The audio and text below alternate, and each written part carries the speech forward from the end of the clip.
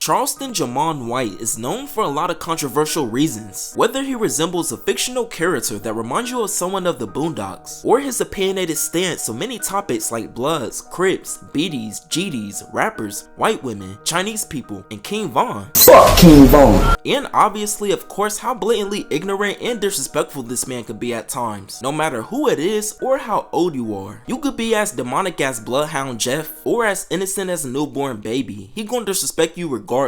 Nigga, fuck your baby.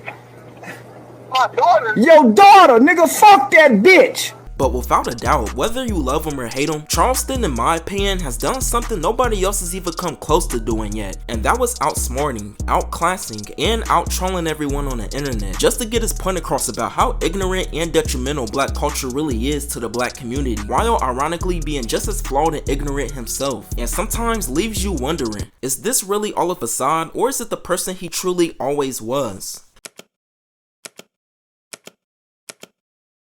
Death to all Crips and Bloods. Death to all GDs and BDs. May they all die like King Von. Charleston Jamon White was born on May 17, 1977 in Fort Worth, Texas, born and raised. His father, Charles Ray Williams, was an officer in the Navy, and hardly anything is really known about his mother. But what we do know is that Charleston will get his name from a 1972 film called Come Back Charleston Blue, which was his uncle's favorite movie about a pimp and would nickname him Blue. But growing up for Charleston, it was pretty rough for him and his mother, as he would claim that his father wasn't really in his life that much. And just like many other black urban kids coming from troubled households, sadly the streets seemed like the only thing that was left on his plate for him and his friends. Robbery, assault, and battery. These would be all the petty crimes that Charleston would do as a kid to get jumped into the Crip gang. And while on the block, he would go by the nickname C-Nut, or C-Nut from Fort Worth. Charleston had this mentality like if he did crime against white people, it was fair game, due to the racism and oppression that African Americans had to go through in the past, and felt like he was only paying them back. And he would often run away from his home and spend multiple nights at his friend's house, where to make ends meet, like I said, they would constantly steal.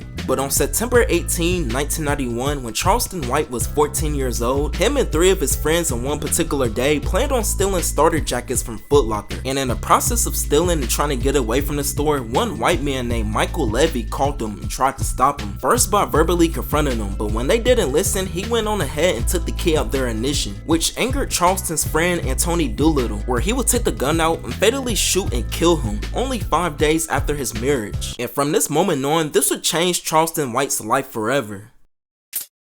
A starter jacket theft led to the death of 34-year-old Michael Levy last September. He was trying to stop 4 teens who police say had shoplifted the jackets from an athletic store when he was shot. Charleston White and all his friends will all be charged with murder, despite them all being at least 16 or younger, as he initially was unremorseful about the situation as he was laughing and joking about his friend killing a white man. But Charleston and his friends will become the first juveniles to be charged with murder in their county, which will be known as the Texas Determinate Sentence Law, which was a system that allowed juvenile offenders to serve a portion of their sentence in a juvenile system before being transferred over to an adult prison system, which can vary on different charges and depending on how old the juvenile is, which fortunately in this case Charleston was only 14, and since he wasn't the trigger man, he would get a slap on the wrist, where he would be sent to a Texas youth council, where he was originally sentenced to 12 years but only ended up doing 7, while his friend the trigger man Anthony Doolittle would be sentenced to 75 years in prison, with it also being that he was 16 at the time of doing his crime, and so was his other friend who got sentenced to 25 years in prison, and the other associate involved in this case ended up being killed years later in a high-speed police chase. Though Charleston got off pretty light with this whole murder case happening and him essentially getting a second chance at his life with him being at this Texas Youth Council, you would think that he would change his mindset for the better and turn his life around, but in fact sadly he didn't and was still misbehaved, and by the age of 18 he would transfer over to adult facilities to spend the rest of his sentence.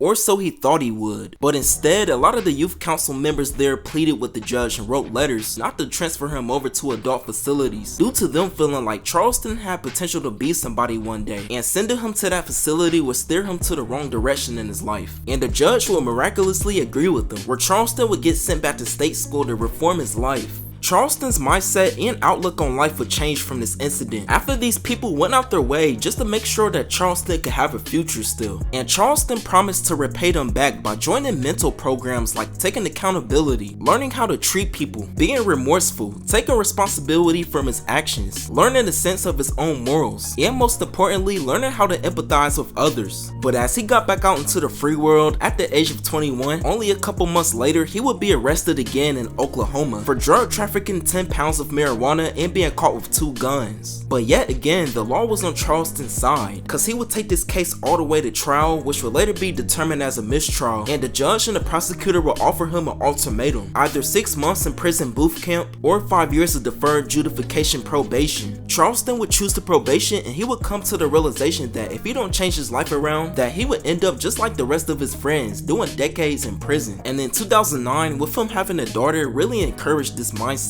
So he decided that he was gonna go to law school to get his bachelor's degree in criminal justice at Texas Wesleyan University, and by 2012 he would become the founder of a group called HYPE, which meant helping young people excel. Basically a former group of felons becoming motivational speakers for younger troubled kids for them to turn their life around, and would also go to other public events to speak out, such as high schools, probation departments, different counties, newly released prison inmates, juvenile detention centers, basically anywhere to help people reform their lives. And Charleston was always active in his community, always going to city councils and speaking out for his people in Fort Worth. But where the hell did this Charleston White that we know today come from? And why the sudden change? What percentage of it is, you would say, entertainment, and what percentage of your persona online is actually you? All of it's entertainment online.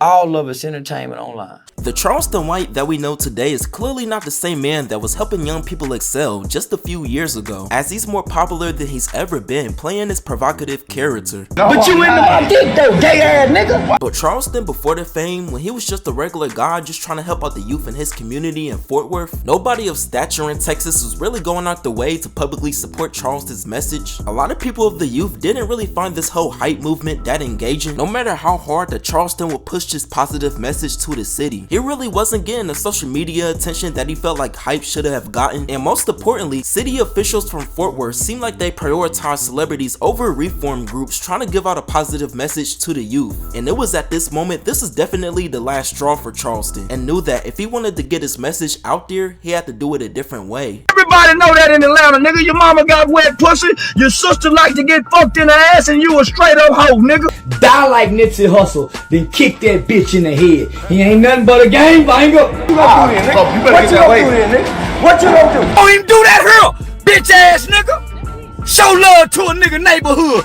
You take your bitch ass up to Chicago, scare ass nigga. Hey, fuck your mama, nigga. Fuck 50 Cent, nigga. I done sat here and said fuck your mama, and you heard about 50 Cent. On my daughter, I'm gonna see you. Fuck that bitch. What? Fuck that bitch. Book me, nigga. I ain't just coming for nothing. Book me, bitch ass nigga. Book me, bitch ass nigga, and bring your daughter.